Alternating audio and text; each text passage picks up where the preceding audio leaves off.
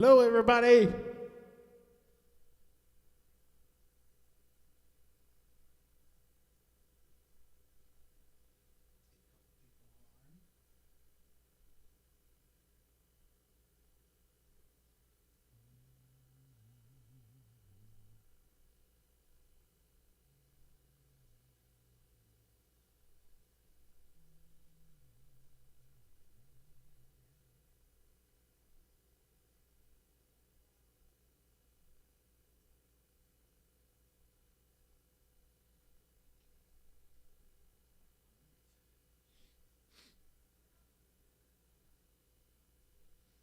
Hello, everybody.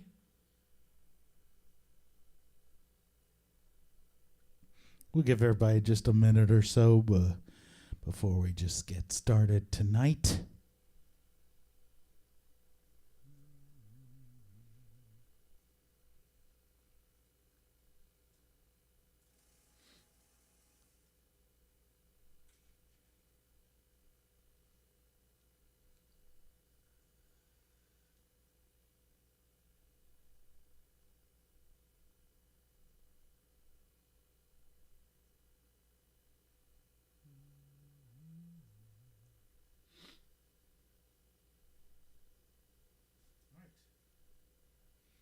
All right. Hello.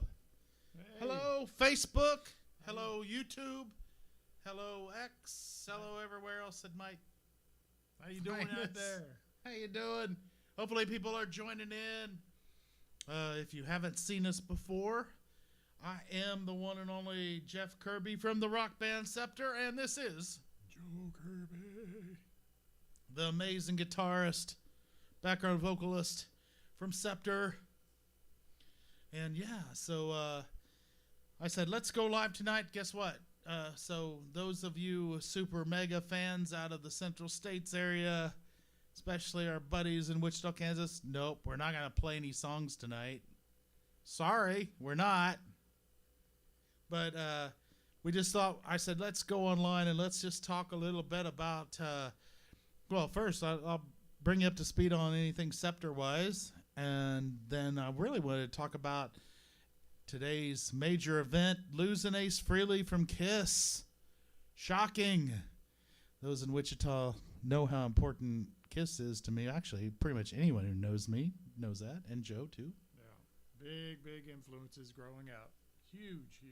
They were, well, they still are, but they were always a superheroes to us, larger than life type of things. So, as everybody else that loves Kiss. This talk is brought to you in my part by non-endorsed Lone Star Beer, the favorite beer of the last drive-in horror movie show, and Joe Bob Briggs. Joe Bob. And I'm not even sure if Joe Bob really truly drinks it, but I bet he used to. And this one is Joe's sponsorship, unsponsorship for real is what? It's the Invisible Man's drink of choice. It's liquid invisible lager. There you go. Cheers. I just finished my mineral water. It's a Thursday. I don't partake on Thursday. It's a Thursday. All right, so Scepter, what's up with Scepter? So guys, there's a video out there on YouTube and maybe other places too. We had a really awesome dude that we were jamming with. And that video is live out there and everything else. The thing is, he lived far away, like really far away. And if you know Scepter, you know, hey, some jam nights we literally just hang out, but we get together at least once a week and hang out. Get ready, guys! You got something fun coming. We hang out all the time, and he lived a really far away. But man, the dude's amazing drummer, amazing dude, and good guy too. So we're just like, yeah, we've got to find someone who's here close that wants to just kind of hang out on a regular basis locally here in the great city of Frisco, Texas, where we reside and jam and everything else. And so we talked to him and said, dude, you know, let's do that. But he's super good friend. He's like forever friend of ours. And what's his band? Dang it. Mr. Hat? Mr. Hat. So, you know what?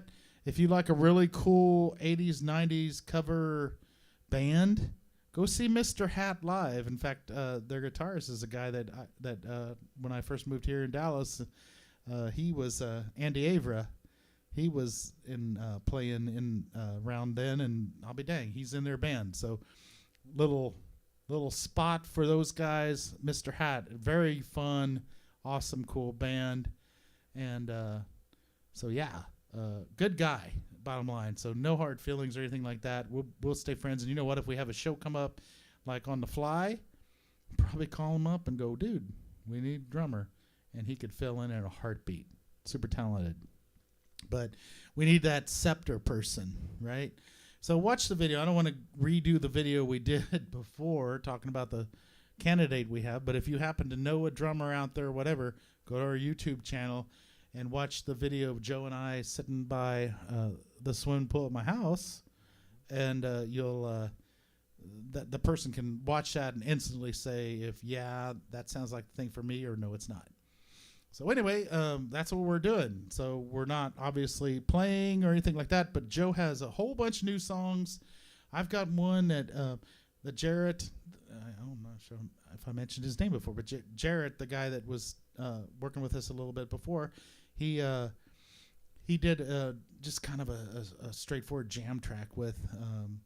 But anyway, we look and we need that drummer in the local area that's close, so we can start working on a new album and get some shows and everything else. So that's what's going on with Scepter, I think. Is there anything else? Oh, yeah. Look at we've got Mr. Michael Myers here. Yeah. I'm here looking for Lori, but she's here somewhere. So anyway, folks, friends, fans, everybody, love you guys. Hope you're all doing well, and hope you're getting ready for the Halloween season. Man, holidays are coming up on us, and yeah. So anyway, what I really wanted to talk about was Ace Frehley and how he impacted us. Because if you didn't know or you haven't heard yet, Ace Frehley passed away today, and I don't know the details to a high degree, but from what I heard, he had a fall in his home recording studio, and suffered a brain bleed. Now, I don't know if he fell and hit a piece of furniture or something, and it caused something in his brain. I don't know. Who knows? Maybe we'll hear, maybe we won't. But he did get a brain bleed, and I've heard that he was on life support for a while. I've heard all kinds of stuff. Don't know the truth. I don't have those inside people, but between Joe and I, we both did hear way before it got published today that, Ace passed away. So it's true. And I just told Joe, I said, you know what? Let's go live tonight. We won't even play a note, but let's just talk a little bit about how Kiss, and specifically Ace Frehley, impacted our lives. And I think that's just the best we can do to do him justice on really a sad day in the life of bands that are that are into what we are, which is 70s, 80s, and even 90s music. So anyway, Joe, thoughts so far? Just a hard day. It's just sad to hear. It's all over. A lot of our heroes are getting older, and things like this happen. But it sucks because you're just like you know that it's nothing you can do about it. But when it happens, you're just kind of like, oh my goodness, But yeah, it was just, like I said before, just Kiss were superheroes back then to Jeff and I. Tonight we got together and watched the Phantom of the Park or whatever movie. And, that brought back a lot of memories, but it was just, they were just everywhere, and they just were superheroes. And, Spaceman, I mean, that was like, one Halloween, one of us would be Gene and one would be, Peter, Paul, or Ace or whatever. But it's just like so many others, they just were such a part of our childhood and growing up. And then we followed Ace later on, when he went solo and stuff, and that was always fun and always cool too. So it just sucks. What do you do? It's just but it's a sad day, but lots of good memories, and just great dude. So many guitar players, he was the reason they picked up the Les Paul or guitar or whatever. But just one of a kind for sure. I think I'll say that, and I posted this, hey, with me and Joe, like, kind of our first guitarist, so to speak, was Ace. And I'm not, everybody jumps on that bandwagon. So yes, as far as professional, real guitarists, it was like Kiss, right? Finding Kiss. I remember a girl when I was, I think, third grade. Her name was Lisa. I can't remember her last name. It was in Oatville Elementary School. That's where we went over. We came from Wichita to Oatville, which is in Hayesville, Kansas. And her name was Lisa something. Lisa V. It started with a V. I can't remember. Anyway, she was like the cool rocker girl. And I was like the geek kid. And she had that Kiss.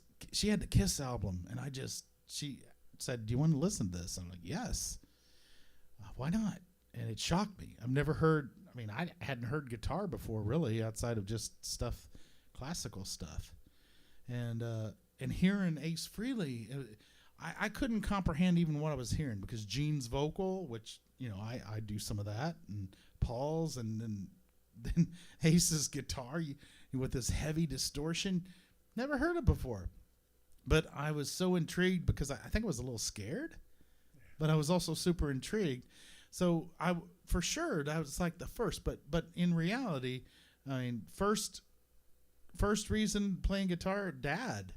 Our dad would sit down with us when we were like tiny little kids and play acoustic guitar. We'd all get crazy and jump around. He'd basically wear us out, jumping around on the floor, listen to that. And then we started building little mini Kiss stages with flashlights for lights, and we'd be like the lights and sound guy, and we'd move these action figures around down in the basement.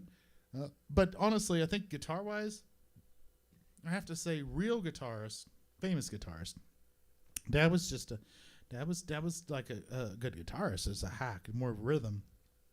But for me, I think it was definitely Ace, because I don't think when we were little, Joe didn't have anything.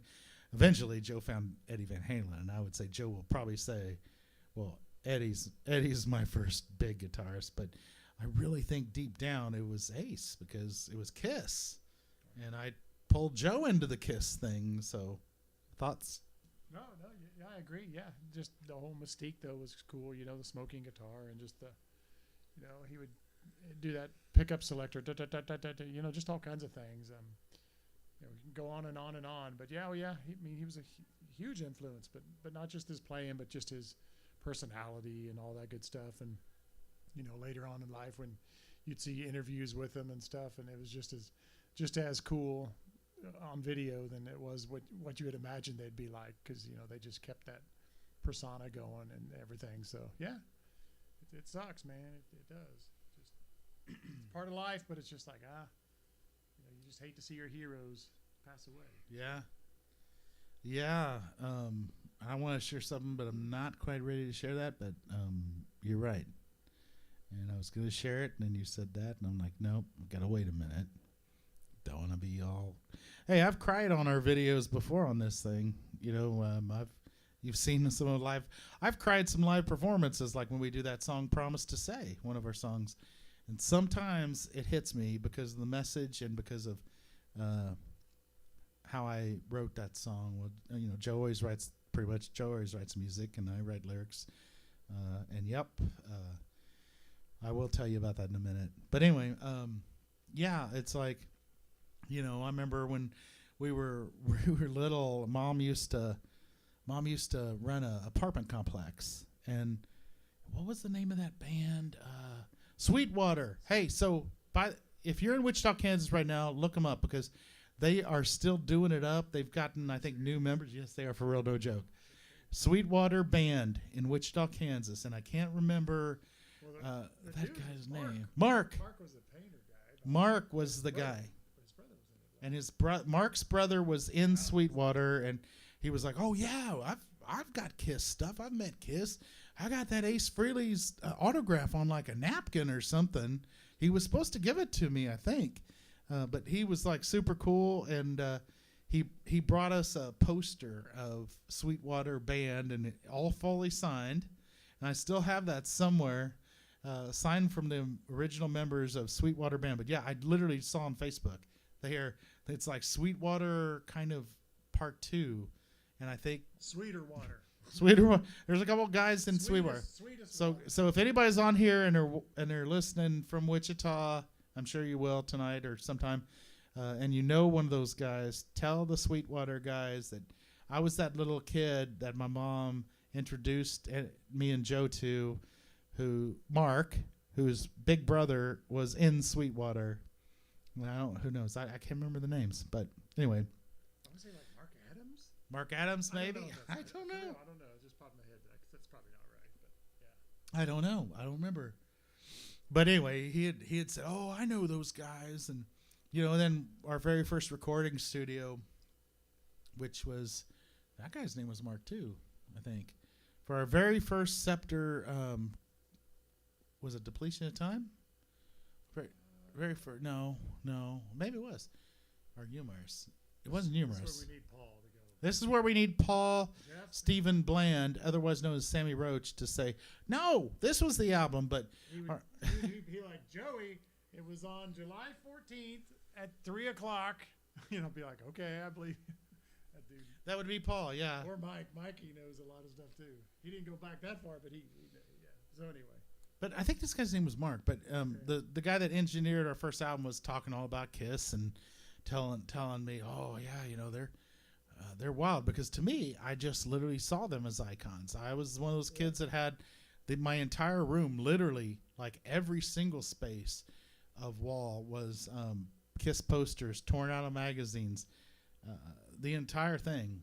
And the only thing Mom and Dad ever said, Mom one time said, just remember they're humans. They're men like me and your dad.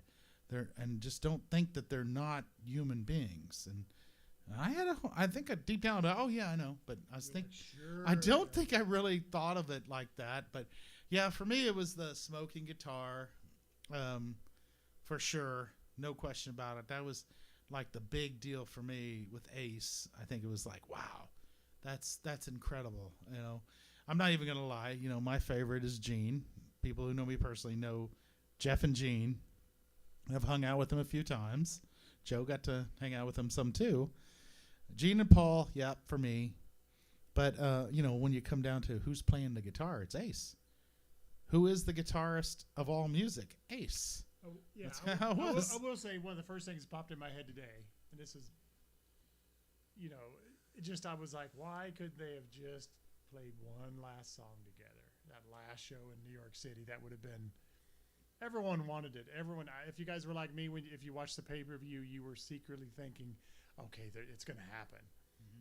And then there's one more song. Oh, no, it's going to be this time. It's going to be during Rock and Roll All Night. And it didn't happen. But, egos, money, whatever it was, it's just a shame, dang it. And there's nothing you can do about it now. But gosh, that would have been like the icing on the cake. I'm sure everybody feels that way. But there should have been. Yeah, that's true. Yeah, because we all, I paid for that show, and we were all kind of like, man, it's Ace is coming out. They're just keeping it super secret. He's coming out. No, not so much. But hey, to Joe's point, money and everything like that, and that's the thing with Scepter. We don't have those egos, and of course we're not like mega rich from all of our music either, but still, I promise you, if we ever have that one big hit that's like huge, it won't go to our head. It's like, it's just who we are. But yeah, so rough day with losing Ace. And I heard, like, I don't know, I think probably everybody heard that, like, he fell in his recording studio. That's what I heard. Yeah, my buddy in Ohio, Michael, he's the one who texted me today, and I was like, he's like, I'm hearing some rumors, and you know how the internet is these days. You're kind of like, okay, whatever, and then I immediately started Googling and looking around and saw the same stories and was like, oh shoot, I don't know. And then, we tuned into Eddie Trunk to see what Eddie was saying, and then by then Eddie started talking about it, but didn't confirm it, of course. So you still kind of, secretly thought, maybe not, maybe it's just a hoax. But then you started seeing some pretty credible people that are kind of in the music business and this and that started saying things, and that's when you was like, oh, it's probably just a matter of time. They just haven't confirmed it yet. So, but yeah, one of those things you'll always remember the time and when you first heard the news type of thing. So just like when Eddie passed, I remember that like yesterday. So, but anyway, yeah. Yeah, I can say, me, Joe was a Van Halen guy. As we got into music. I love Kiss too. Though Kiss was first. Kiss was before Van Halen, definitely. Because first. Me, it was like Kiss has always been the. I'm so glad none of them have passed. Yeah. Honestly, no, when Joe lost Eddie, I was like, oh man, that's God, yeah. But honestly, I don't think I felt it that much, just because I like the theatrics. And if there was death metal back then, I would have been the death metal guy, and Joe wouldn't have. But that's part of Scepter, and it's like Joe was always, as we got back, I guess, I don't know, must have been probably like 89, 90, when Paul Steven joined us, and Michael Pannell drums, both drummers. They all know this. It's like Jeff's the Kiss guy, Joe's the Van Halen guy. It's always been. And so when Eddie passed, it's a big deal. Don't get me wrong. It's a huge deal. I mean, the dude obviously influences how Joe plays. I mean, you can hear it in our music. But this one hits harder for me, and I'm just I'm trying to keep composed about it, to be real honest with you, because, I guess because I got two things to share. First one I think I can now, without getting too sad, is this is the first of 4. Providing that the Lord lets me stay on this earth. This is the first of 4.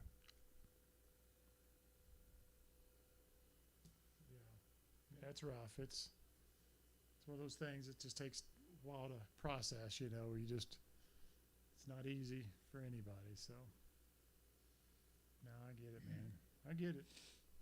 I couldn't even talk about Eddie for a while. I was just like, gosh, horrible. So. And it's just a huge part of our childhood, without a doubt. Just a huge part. So, I mean, transcends just musicianship and all that stuff. It's like, just our culture growing up, period. I mean, a lot of young kids nowadays, there's just nothing like that. There's some icons, but they seem to be here for 2 years and they're gone. Not like we had with Kiss. I mean, my goodness. It's true. Years and years and years and years and years. That's another thing I was thinking about today, and I'm glad you brought that up because, sitting upstairs, I've got kind of a Kiss room, and it's not like I've seen some Kiss rooms. I've seen, seen some buddies that's got in fact, there's a guy that lives here close to me, and it's like, my God, Kiss pinball machine, Kiss everything. It's like, wow, you're like the Kiss collector rich kids. I'm not, but still, it's like looking in. Cool stuff, well, yeah, looking in like my room when I was upstairs here, getting ready to record before Joe got over tonight around 6 o'clock or something. I was like, man, looking at everything with Ace's picture on it, tough. I think for me, I'm gonna try to just say, he lives forever, right? The music he's created.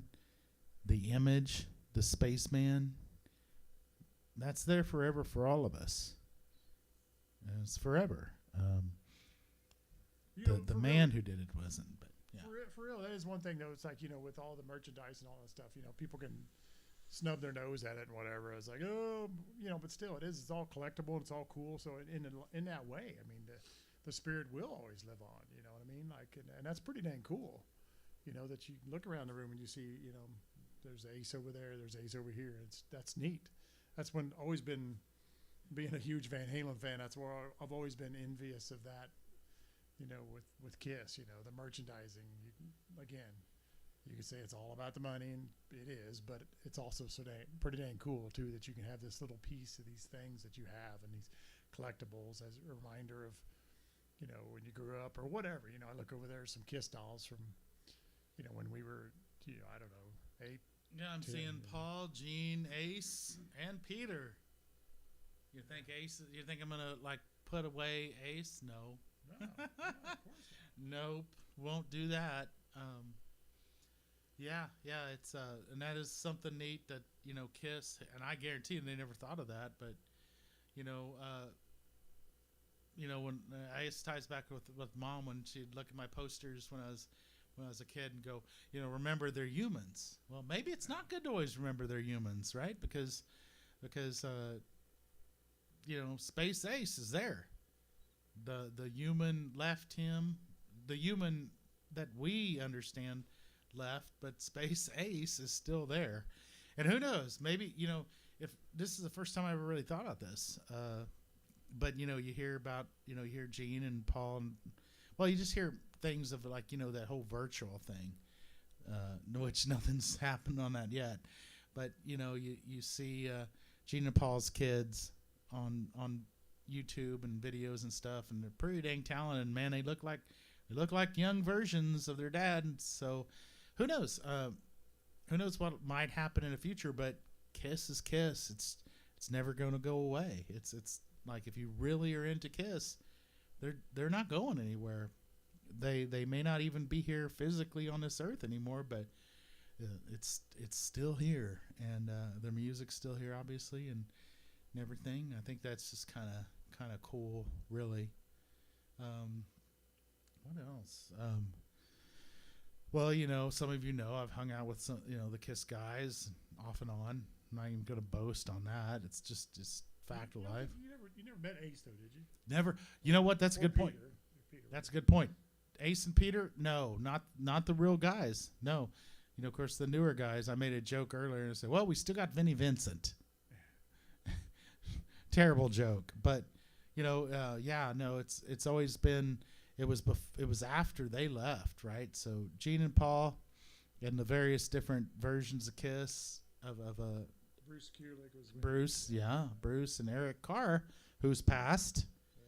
And I remember when Eric died. I would tell you what, Eric Carr was an amazing dude, for real. He was so nice to us.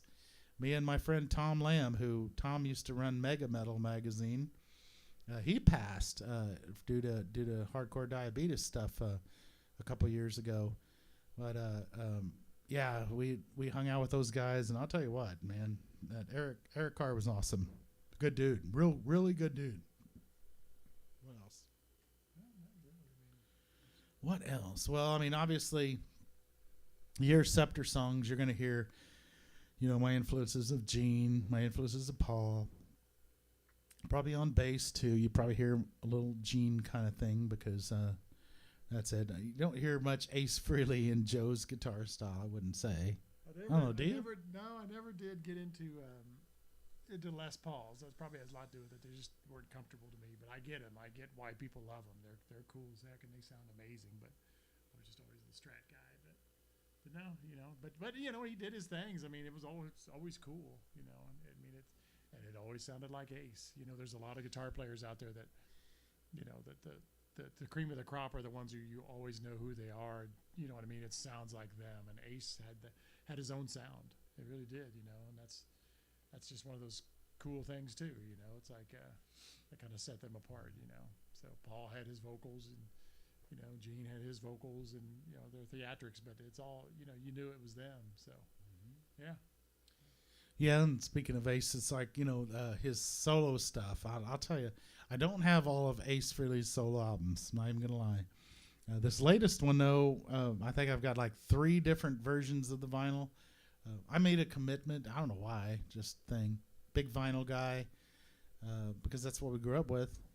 And I literally, when something new comes out, if it's going to be on vinyl, I won't listen to it on digital. I just won't do it until I can get my hands on a copy of the vinyl. And I think I've got like 3 of Ace's latest albums. And I just couldn't believe how many of the songs you can kind of pick up his ex-girlfriend. I don't know if they were fiance or not, but ex-girlfriend. And that kind of hits me a little hard, Was that the album where the guy from Trickster produced? I think so. Maybe, but yeah. But no, you think about like when the solo work, like when Frehley's Comet came out, that was cool. That was great album, And I remember there was 2 or 3 videos that were pretty big rotation on MTV. Rest its soul. I heard it's done, I think. But That's another end of an era too. There, wow. Mm-hmm. But yeah, there was I can't remember the guy who sang for a lot with Frehley's Comet, Todd Howarth or something like that. He was great too. But yeah, oh yeah, I mean lots of good solo stuff. Yeah, his latest. If you don't have if you don't have this latest album of Ace's, honestly, I think it's amazing. It's was he getting ready to work on another one? I don't know. Is that I what? don't know. Because there were some studios, something about being in a studio, so it makes me wonder. Was he? I mean, I don't know, but I feel sad because they broke up, and there's all kinds. This is nothing I know personally from him, but there's videos out there of him talking about how it's like we didn't work out, we split up and whatnot, and to me that hits hard. I'm not like 23 years old anymore, and you're 24. I'm 24, yeah. And but it's like he got this really beautiful young fan of his that he met, and really beautiful girl, a lot younger, and it something happened. Who knows? I have no idea what happened, but they split up, and I remember thinking here a few months back, maybe a year back, it's like, man, you wrote all these songs, and clearly a lot of those lyrics are based on you and her relationship, and then you break up, and yeah, he would talk about it on stage a little bit, and I thought, man, that's gotta suck, because I'm not as old as him, but man, that would be tough. That would be tough. Yeah, I don't remember what year it was. It was like 2022 or something. 2020. I don't know, but we saw. Remember that it was that Merry Christmas or Merry something. It was a fantastic show. Enough's Enough was there. L.A. Guns. That was freaking amazing. And then I think Graham Bonnet. But anyway, Ace was the headliner. And Eddie Truck was there. We got to meet Eddie Truck. Right, that was cool as heck. But yeah, that was the last time we saw him. I can't remember what year that was. Dang it. But maybe it was 2019, something like that. It was a while back, believe it or not. It was a while back. But yeah, it's like, bottom line, I just felt like it was the right thing to do tonight to just come online, and even though we're not playing a single note, just literally give you guys an update on Scepter, and also just talk about what Ace Frehley has done or meant to us, and I don't know, some of our personal thoughts, I guess. So let me I think I can get this out. Some of you know Mom passed away a couple of years ago. Her birthday was October 12th, which ironically, our previous drummer, Chris Menard, Mank, we'll call him and Mom's birthday was the same day, October 12th.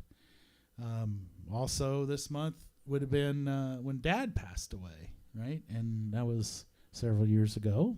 It seems like yesterday. But I remember this is the thing that just got me today. Haven't shared this with Joe yet at all. But what got me today is I remember with Scepter, I think it was in Wichita when we were, I don't know, 20s maybe. And mom was like, guys, this just, gosh, I'm going to edit it. Gosh dang sucks. It really sucks. All your superstar famous people start dying. That's when you know you're really old. And that hit me today. Really did. Who was it that passed away when she said it? Do you remember? I I don't think it was Elvis. That was 77. I know this. I've told this story a million times, but I remember Dad literally going down the road, and my dad was like, Jeff and I were in the back seat, and my dad was like, sons, someone that I really, really liked passed away today, Elvis Presley. And I just remember looking up there, kind of looking at him in the mirror, and I could see, he wasn't crying or anything, but I could tell he was upset. And Dad was always one of those pretty stoic people.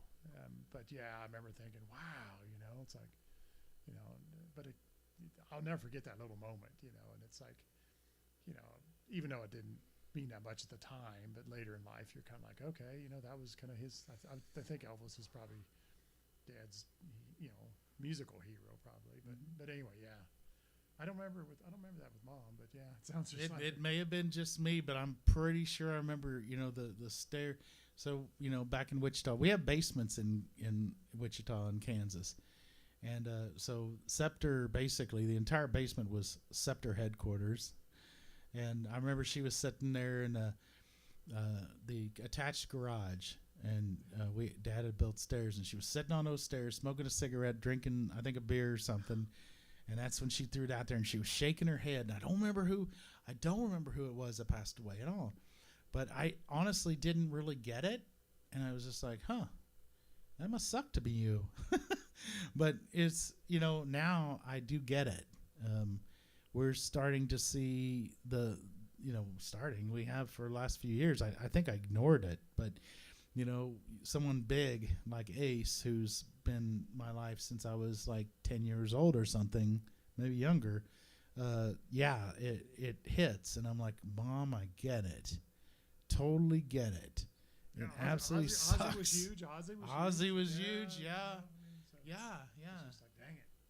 Yeah, so it's like I just thought about that here tonight, and I needed to get in the right headspace to say that, because otherwise I'd probably break down like bawling here on camera, and I didn't want to do that. But so, and I guess the thing, why do I bring that up outside of just being get to know Jeff a little bit better is, I worry because I don't know, where you're listening to us from.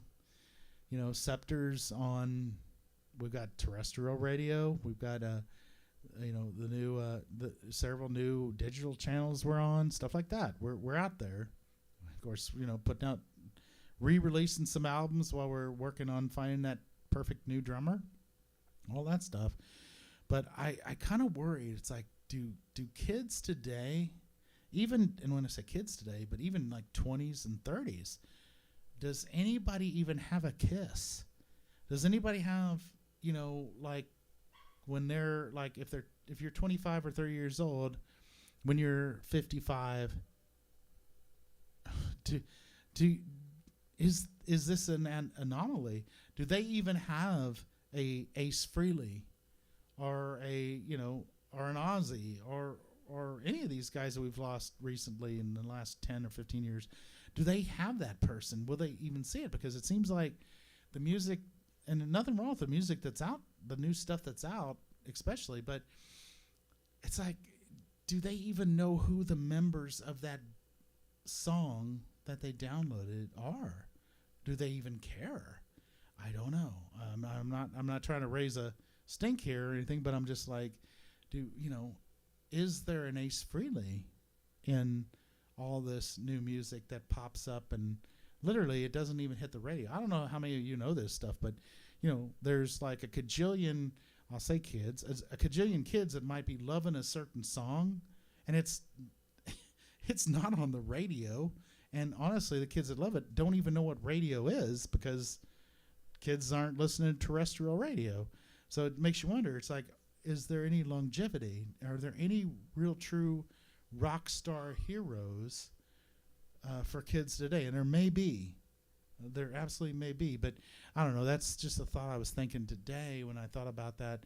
Heroes, Mom saying that, her favorite musicians, you're getting really old when they start dying. And then I'm seeing now, I'm like, man, I don't exactly feel like I'm 20 years old when I find out Ace Frehley passed away today, or the Pantera brothers, or hell, anybody.